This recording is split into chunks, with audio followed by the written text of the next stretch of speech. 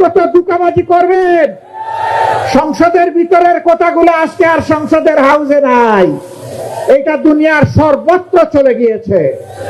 পদে পদে মিথ্যা বলবেন, ধোঁকা দিবেন, পরিণতির জন্য তৈরি থাকুন।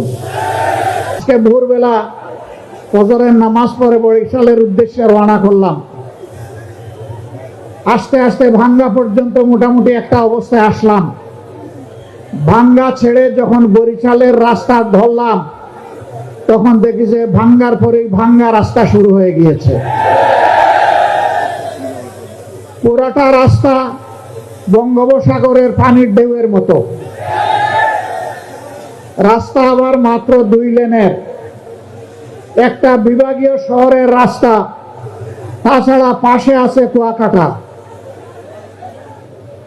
বাংলাদেশের দ্বিতীয় বৃহত্তম সমুদ্র সৈকত, নাকি এইটাই বৃহত্তম আল্লাহ ভালো জানেন। এই রাস্তাটা বরিশালবাসীর প্রাণের দাবি যে এটা 6 লাইনে উপনীত হবে। সরকারের ব্যাপারে কোনো কথা বলে না, সরকারি দলের এমপিরাও কোনো কথা বলে না। কেন বলে না?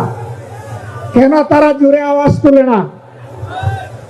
ভোলা বাংলাদেশের অংশ, কিন্তু বাংলাদেশ থেকে বিচ্ছিন্ন। ভোলাবাসীর প্রতি এটা কোনো দয়া নয়, দাক্ষিণ্য নয়, করুণা নয়। ভোলাবাসীর ন্যায্য পাওনা একটা ব্রিজ, সেই ব্রিজ এখনো হয়নি কেন? তার সিদ্ধান্ত এখনো নেওয়া হয়নি কেন? এক থেকে এখনো উঠে নাই কেন? এই সব কিছুর জবাব আমরা জানতে চাই সরকারের কাছ থেকে। প্রিয় বরিশালবাসী, রেল হচ্ছে যোগাযোগের নিরাপদ এবং সহজ মাধ্যম। বাংলাদেশের বিভিন্ন জায়গায় রেল লাইন থাকলেও বরিশালবাসী রেল লাইনের গল্প শুনেছে, রেল লাইন দেখে নাই। কি অপরাধ বরিশালবাসীর? এখানে রেল লাইনও দিতে হবে। এইভাবে ন্যায্য যে দাবিগুলো আছে, আমি সরকারের কাছে আহ্বান জানাই, আপনারা ওয়াদা করেছেন, আপনাদের 31 দফায় বলেছেন আপনারা যদি ক্ষমতায় যান তাহলে সুষম উন্নয়ন করবেন। বরিশালকে বঞ্চিত রেখে আল্লাহর কসম সুষম উন্নয়ন হবে না। তাদের পাওনা তাদেরকে দিতে হবে, তাহলেই সুষম উন্নয়ন হবে। প্রিয় বরিশালবাসী, সংসদে যেদিন আমি ভোলার ব্রিজের ব্যাপারে কথা বললাম, পরের দিন হাউসে বিরতির সময় এই এলাকার একজন সংসদ সদস্য এসে বলে, আপনি দাঁড়াবেন নাকি? আমি তো দাঁড়ানো অবস্থায় আছি। জি না, ভুলায় দাঁড়াবেন কিনা? বলে বুঝলাম না। বলে যে আগামী নির্বাচনে আপনি কি সেখান থেকে নির্বাচন করবেন? আমি বললাম, বাংলাদেশের প্রতি ইঞ্চি মাটিকে আমি অন্তরে ধারণ করি। ভুলায় আমাকে দাঁড়াতে হবে কেন? আমিও ভুলার অংশ, ভুলাও আমার অংশ।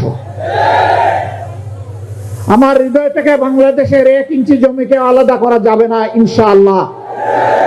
যেখানেই বঞ্চনা সেখানেই আওয়াজ তুলবো ইনশাআল্লাহ। প্রিয় ভাইরা, আমরা আপনাদের সাথে আছি, আমরা আপনাদেরই। আপনারা কি আমাদের সামনে বিপদে আপদে থাকবেন একসাথে? মোবারকবাদ। এবার আসুন, আজকে যে কারণে এখানে এসেছি, আমরা এসেছি গণভোটে আপনারা হা বলেছিলেন। এদেশের 70% মানুষ হা বলেছে। হা বলার মাধ্যমে তারা জানিয়ে দিয়েছে অতীতের পচা রাজনীতি এবং শাসন ব্যবস্থা আমরা আর চাই না। আমরা পরিবর্তন চাই, নতুন শাসন ব্যবস্থা চাই, নতুন বাংলাদেশ গড়তে চাই। আফসোস, বর্তমান সরকারি দল তারা বলেছিলেন অধিকাংশ জনগণ যদি গণভোটে হায়ের পক্ষে রায় দেয় তাহলে আমরা গণভোটের প্রত্যেকটি দাবি অক্ষরে অক্ষরে বাস্তবায়ন করব। আমরাও বলেছি, তারাও বলেছেন গণভোটে হা বলুন, আমরাও বলেছি গণভোটে হা বলুন। কিন্তু হা যখন বিজয়ী হলো, যেভাবেই হোক মেকানিজম করে তারা যখন ক্ষমতায় চলে গেলেন, তখন হাটা তারা ভুলে গেলেন। এখন বলতে বলতে এসে তারা বলতেছেন আমরা কখনো সংস্কারের কথা বলি নাই। না না বন্ধুরা, আপনারা সত্য বলছেন না, আপনারা মিথ্যা বলছেন। কারণ আপনাদের 31 দফা সংস্কারের দাবির প্রথম দফাই হচ্ছে সংস্কার। এখন বলেন যে সংস্কার কি জিনিস বুঝি না, আসেন আমরা সংবিধান সংশোধন কমিটি করি। আমাদের সংসদের ভিতরে আপনারা দেখবেন মাঝে মাঝে একজন অবৈতনিক শিক্ষক তিনি আমাদেরকে সবক দেন, এইটা সংবিধান, ওইটা সংবিধান, এইটা ধারা, ওইটা ধারা। আমি জিজ্ঞেস করতে চাই, সংবিধান এবং কার্যপ্রণালী বিধির কোথায় আছে? সংসদে আপনি একটা সংবিধান সংশোধন কমিটি করতে পারবেন, মেহেরবানি করে তা দেখিয়ে দেন। আমরা যখন তার প্রতিবাদ করেছি, এখন শুনলাম সংসদের ভিতরেই তারা আওয়াজ দিয়ে সংবিধান সংশোধন কমিটি গঠন করলেন। আমরা এটাকে ঘৃণা করে প্রত্যাখ্যান করেছি। এখন নাকি তারা এটার নাম পাল্টাইয়া নতুন ভাবে এটার আকিকা করতেছেন নতুন নামে। তারা এখন বলতেছেন বিশেষ কমিটি। জনগণের সাথে আর কত ছলচাতুরি করবেন, আর কত দুকাবাজি করবেন? সংসদের ভিতরের কথাগুলো আজকে আর সংসদের হাউসে নাই, এটা দুনিয়ার সর্বত্র চলে গিয়েছে।